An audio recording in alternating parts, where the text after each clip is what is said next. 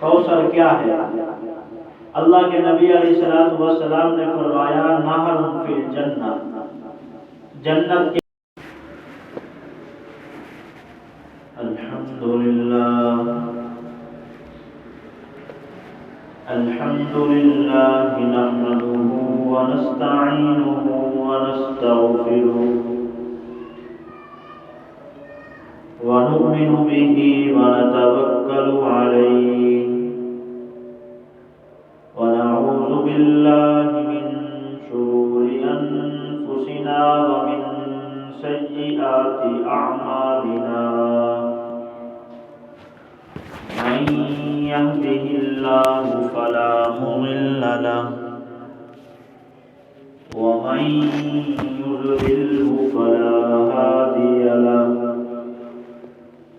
ونشهد أن لا إله إلا الله وحده لا شريك له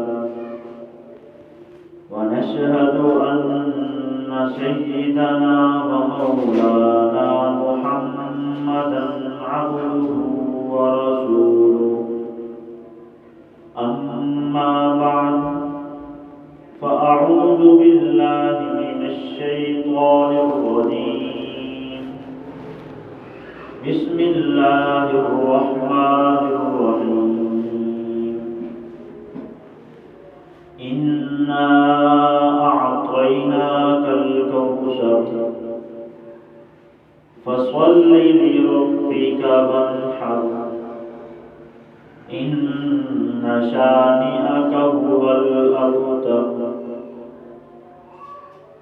وقال رسول الله صلى الله عليه وسلم من أحيا سنتي عند فساد أمتي فله أجر 100 شهيد صدق الله العظيم وصدق رسوله النبي الكريم ونحن على ذلك لمن الشاهدين والشاكرين والحمد لله رب العالمين. انتہائی واجب الاحترام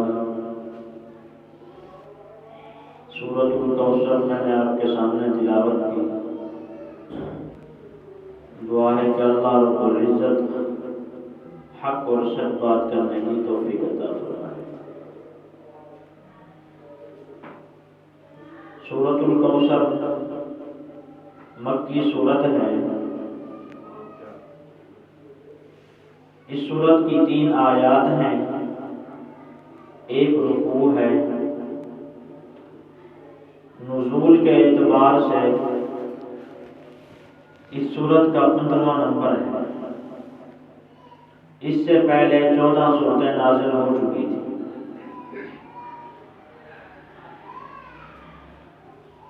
قرآن کریم کی کوئی سورت بھی ایسی نہیں جو 3 آیات سے کم ہو. 3 آیات والی جو سورتیں ہیں قرآن کریم کی وہ 3 سورتیں ہیں. ایک سورۃ العصر ہے، دوسری سورۃ الکوثر ہے، تیسری سورۃ النصر ہے. سورۃ الکوثر کا شان نزول اس طرح ہے. اللہ کے نبی علیہ الصلوۃ والسلام کی عمر مبارک 25 سال تھی.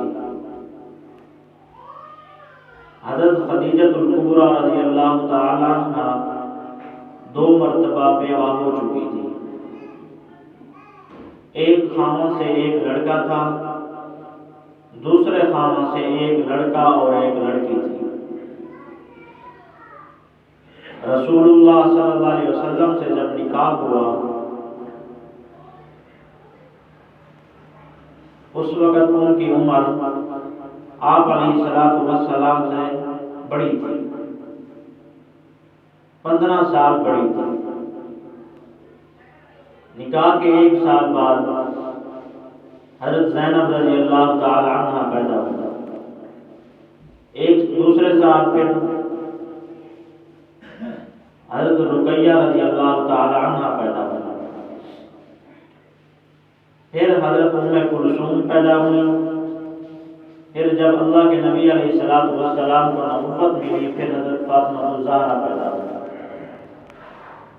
رسول اللہ صلی اللہ علیہ وسلم کی 4 صاحبزادیاں تھیں، 3 صاحبزادے تھے،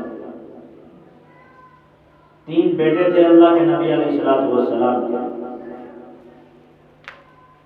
2 حضرت خدیجہ الکبریٰ رضی اللہ تعالی عنہ کے بطن سے پیدا ہوئے، حضرت قاسم اور حضرت عبداللہ۔ حضرت عبداللہ کا لقب طاہر بھی تھا، طیب بھی تھا۔ ایک حضرت ماریہ رضی اللہ عنہ کے بطن سے پیدا ہوئے، حضرت ابراہیم۔ اللہ کے نبی علیہ السلام کے بیٹے بچپن ہی میں فوت ہو گئے۔ جب حضرت قاسم رضی اللہ عنہ فوت ہوئے، مشرکین نے شور مچایا۔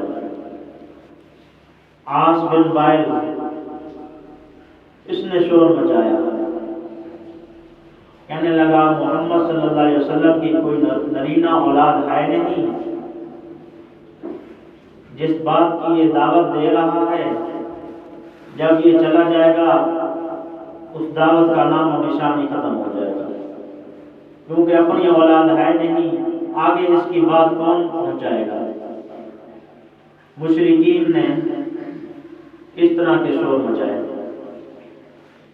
کہنے لگے یہ نرینہ، اس کی نرینہ اولاد ہے نہیں، لڑکیاں ہیں، لڑکیاں دوسرے گھروں میں چلی جائیں گی، لڑکی جو عورت جو ہوتی ہے کھول کر دعوت دے نہیں سکتی، لہذا جس مشن کی یہ دعوت دے رہا ہے اس کا مشن ختم ہو جائے گا، دعوت کا نام و نشان نہیں رہے گا۔ اس پر رسول اللہ صلی اللہ علیہ وسلم کو طبی تکلیف بھی پہنچی۔ اس موقع پر اللہ تبارک و تعالیٰ نے یہ سورۃ الکوثر نازل کی، فرمایا انا اعطیناک الکوثر، بے شک ہم نے آپ کو عطا کی کوثر۔ حضرت ابن عباس فرماتے ہیں کوثر سے مراد خیر کثیر ہے، ہم نے آپ کو عطا کی خیر کثیر۔ فصل لربک وانحر، آپ اپنے رب کے لیے نماز پڑھیں اور قربانی کریں۔ ان شانئک هو الابتر، فرمایا آپ کا دشمن ہی ابتر ہے۔ تو سب سے پہلے فرمایا انا اعطیناک الکوثر، ہم نے آپ کو کوثر عطا فرمایا، خیر کثیر عطا فرمایا۔ رسول اللہ صلی اللہ علیہ وسلم سے پوچھا گیا یا رسول اللہ صلی اللہ علیہ وسلم کوثر کیا ہے؟ کوثر کیا ہے؟ اللہ کے نبی علیہ السلام نے فرمایا نہر فی الجنہ، جنت کے اندر ایک نہر ہے، دنیا کی نہروں کی طرح نہیں ہے کہ جو زمین کی گہرائی میں چلتی ہوں، دونوں طرف مٹی کے بغیر۔ فرمایا وہ نہر جو ہوگی جنت کی سطح پر چلے گی، اس کے دونوں طرف جو بند ہوں گے وہ موتیوں کے ہوں گے، اس کا پانی فرمایا شہد سے زیادہ میٹھا ہوگا، دودھ سے زیادہ سفید ہوگا، مشک سے زیادہ عمدہ ہوگا۔ بہت سی احادیث کے اندر رسول اللہ صلی اللہ علیہ وسلم نے حوض کوثر کے بارے میں، نہر کوثر کے بارے میں صفات اس کی بیان کی۔ حضرت عبداللہ بن عمر رضی اللہ عنہ فرماتے ہیں اللہ کے نبی علیہ السلام نے فرمایا کہ میرا جو حوض ہوگا، حوض کوثر، اس کا طول و عرض، لمبائی چوڑائی اتنا ہوگی، اس قدر زیادہ ہوگی، اتنا زیادہ ہوگی کہ ایک طرف سے دوسری طرف جانے کے لیے 1 ماہ کی مدت درکار ہوگی، 1 ماہ لگے گا، اتنا اس کی چوڑائی اور لمبائی ہوگی۔ فرمایا اس کا پانی دودھ سے زیادہ سفید ہوگا، مشک سے زیادہ عمدہ ہوگا، ذائقے دار ہوگا۔ اس کے جو پیالے ہوں گے، لوٹے ہوں گے، فرمایا ستاروں کی تعداد سے بھی زیادہ ہوں گے۔ جو ایک مرتبہ پانی پی لے گا اس کو کبھی پیاس نہیں لگے گا، پورے حشر کے عرصے کے اندر اس کو پیاس نہیں لگے گی۔ اگر پھر بھی پینا چاہے گا فرمایا فوراً وہ ہضم ہو جائے گا۔ ایک روایت میں حضرت ابو ہریرہ بیان فرماتے ہیں اللہ کے نبی علیہ السلام نے فرمایا اس کا طول و عرض اتنا ہوگا، ان کے درمیان، دونوں طرفوں کے درمیان اس طرح فاصلہ ہوگا جس طرح ایلا اور عدن کا فاصلہ ہے۔ پھر آگے وہی صفات بیان فرمائی کہ اس کا پانی جو ہوگا برف سے زیادہ ٹھنڈا ہوگا، مشک سے زیادہ خوشبودار ہوگا، اس شہد سے بھی زیادہ میٹھا ہوگا جو دودھ میں ملا ہوا ہوگا۔ فرمایا میں اپنے حوض پر دوسری امتوں کو آنے سے روکوں گا، اپنے حوض پر دوسری امتوں کو روکوں گا۔ صحابہ نے عرض کیا یا رسول اللہ صلی اللہ علیہ وسلم اس دن آپ ہمیں پہچانیں گے؟ اللہ کے نبی علیہ السلام نے فرمایا جی ہاں، علامت تمہاری یہ ہوگی، ایک ہی علامت ہوگی۔ آپ علیہ السلام نے بتایا پھر علامت، فرمایا تمہاری علامت اس دن یہ ہوگی کہ تمہارے جو اعضاء وضو ہیں، وضو والے اعضاء وہ چمک رہے ہوں گے، وہ روشن ہوں گے، چہرہ روشن ہوگا، ہاتھ اور پاؤں فرمایا سفید ہوں گے۔ یہ ایک علامت ہوگی، فرمایا اس علامت سے تم پہچانے جاؤ گے۔ اور آپ نے فرمایا اس نہر کے اندر، حوض کوثر کے اندر جنت کی نہر سے دو پرنالے گر رہے ہوں گے، دو پرنالے گر رہے ہوں گے۔ ایک پرنالہ فرمایا سونے کا ہوگا، دوسرا پرنالہ چاندی کا ہوگا، جو اس حوض کے پانی کے اندر اضافہ کریں گے۔ ایک حدیث میں آپ نے یہ بھی فرمایا کہ اس کا فاصلہ اتنا ہے ان کی دونوں طرفوں کا جس طرح عدن اور عمان کے درمیان کا فاصلہ ہے۔ اور پھر آپ نے صفات بیان فرمائی پانی کے بارے میں، فرمایا میٹھا پانی ہوگا شہد سے زیادہ، خوشبو میں مشک سے زیادہ ہوگا، اور ٹھنڈا برف سے زیادہ ہوگا۔ ایک مرتبہ جو پیے گا اس کو پیاس نہیں لگے گی۔ اس کے جو پرنالے ہوں، اس کے جو پیالے ہوں گے، فرمایا ستاروں کی تعداد سے بھی زیادہ ہوں گے۔ اور آپ نے یہ بھی فرمایا سب سے پہلے فقراء مہاجرین پیئیں گے۔ اہل مجلس میں سے کسی نے سوال کیا یا رسول اللہ صلی اللہ علیہ وسلم ان کا حال بتا دیں، ان کے احوال بیان فرمائیں۔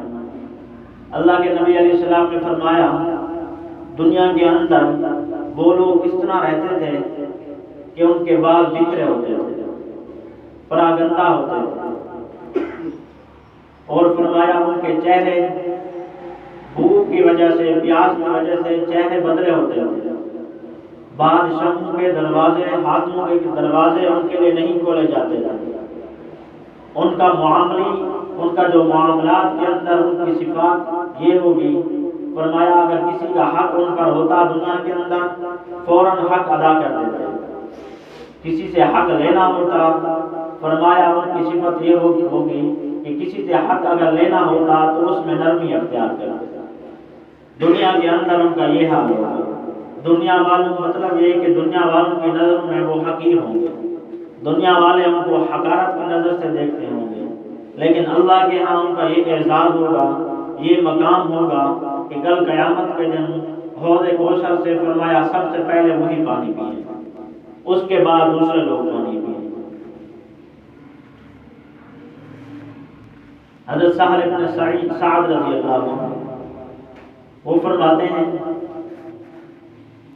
اللہ کے نبی علیہ السلام نے فرمایا انی فرقکم علی الحوض، میں تم سے پہلے حوض کوثر پر پہنچوں گا۔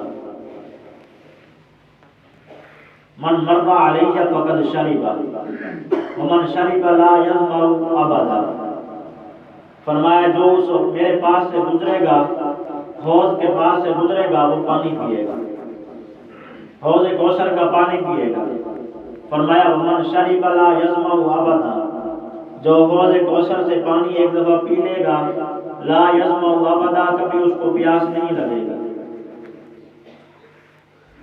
لا یردن علی اقوام، فرمایا کچھ لوگ آئیں گے، لوگ پانی پی رہے ہوں گے، لا یردن علی اقوام اعرفهم ویعرفونی، کچھ لوگ آئیں گے حوض کوثر پر، ان کے درمیان میں بھی ان کو جانتا ہوں گا، وہ بھی مجھے جانتے ہوں گے۔ فقد یحال بینہم وبینی، فرمایا ان کے درمیان اور میرے درمیان آڑ آ جائے گی، فرشتے ان کو روک لیں گے، ایک آڑ آ جائے گی، فرشتے روک لیں گے۔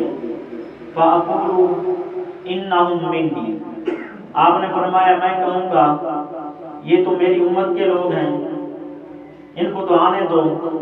تو فرشتے کہیں گے لا تدری ما احدثوا بعدک، آپ نہیں جانتے کہ انہوں نے آپ کے بعد دین کے اندر کیا نئے طریقے ایجاد کیے، کیا کیا رد و بدل کیا دین کے اندر، نئے طریقے اختیار کر لیے۔ فرمایا پھر فَأَقُولُ سُحْقًا لِمَنْ غَيَّرَ بَعْدِي، اللہ کے نبی علیہ السلام نے فرمایا پھر میں کہوں گا دوری ہے، فرمایا دوری ہے ان کے لیے، لمن غیر بعدی، جنہوں نے میرے دین کے اندر رد و بدل کیا۔ اس دن جس دن پیاس کی شدت لگی ہوئی ہوگی، حوض کوثر کا پانی بھی ان کو نصیب نہیں ہوگا۔ جو لوگ اللہ کے نبی علیہ السلام کے دین کے اندر رد و بدل کرتے ہیں، اللہ کے نبی علیہ السلام کا دین تو مکمل ہے، آپ علیہ السلام کی اتباع ضروری ہے، آپ علیہ السلام کی اتباع کے اندر ہی کامیابی ہے۔ رسول اللہ صلی اللہ علیہ وسلم کی اتباع کرنے میں بھلائی ہے۔ اگر ہم نیا طریقہ اختیار کر لیں گے دین کے اندر جو اللہ کے نبی علیہ السلام نے نہیں کیا ہوگا، اگر ہم نے اس کو اختیار کر لیا، اس نئے طریقے کو اختیار کر لیا، تو پھر کل قیامت کے دن حوض کوثر کا جام نصیب نہیں ہوگا، پھر دھتکارے جائیں گے، پھر اس دن دھتکارے جائیں گے۔ اللہ کے نبی علیہ السلام نے دھتکار دیا، دھکا دے دیا تو کیا بنے گا؟ جس دن کوئی بھی سفارش نہیں کرے گا، کوئی بھی شفاعت نہیں کرے گا، اس دن جام کوثر اگر نصیب نہ ہوا تو پھر کیا بنے گا؟ تو اس صورت کے اندر بھی یہی فرمایا کہ ہم نے آپ کو خیر کثیر عطا فرمایا، فصل لربک وانحر، جب اتنا فرمایا خیر کثیر دنیا آخرت کے اندر عطا فرمائی، فصل لربک وانحر، اب اس کا شکر بھی ادا کرنا ہے۔ شکر کس طرح؟ فصل لربک، اپنے رب کے لیے نماز پڑھنی ہے، کیونکہ نماز جو ہے بدنی عبادات میں سے سب سے بڑی عبادت ہے، اور قربانی کرنی ہے، مالی عبادات میں سے قربانی ہے۔ مشرک جو تھے وہ بتوں کے نام پر قربانی کرتے تھے، بتوں کے نام پر وہ قربانی کرتے تھے، تو اللہ تبارک و تعالیٰ نے اپنے نبی کو حکم دیا اور آپ کے واسطے سے آپ کی امت کو بھی حکم دیا کہ نماز بھی اللہ کے لیے پڑھنی ہے اور قربانی بھی اللہ کے لیے کرنی ہے۔ ان شانئک هو الابتر، فرمایا آپ کا دشمن ہی ابتر ہے۔ دیکھیں اللہ کے نبی علیہ السلام کے چرچا آج بھی موجود ہیں۔ مشرک کہتے تھے نام نشان ختم ہو جائے گا، آپ کے بعد نام و نشان باقی نہیں رہے گا جس دین کی یہ دعوت دے رہے ہیں، لیکن آج بھی اللہ کے نبی علیہ السلام کا نام موجود ہے، قیامت تک یہ دین بھی رہے گا۔ اور وہ مشرک جو کہتے تھے آپ کا نام نہیں رہے گا، ان کے نام و نشان ختم ہوگا، ان کے نام اللہ تعالیٰ فرماتے ہیں ان شانئک هو الابتر، وہی ابتر ہیں۔ ابتر کا معنی جس کا آگے پیچھے کچھ نہ ہو۔ تو یہ تھی سورۃ الکوثر کی مختصر تفسیر اور ترجمہ۔ اللہ تبارک و تعالی ہم سب کو یہ سن کر ان پر عمل کرنے کی توفیق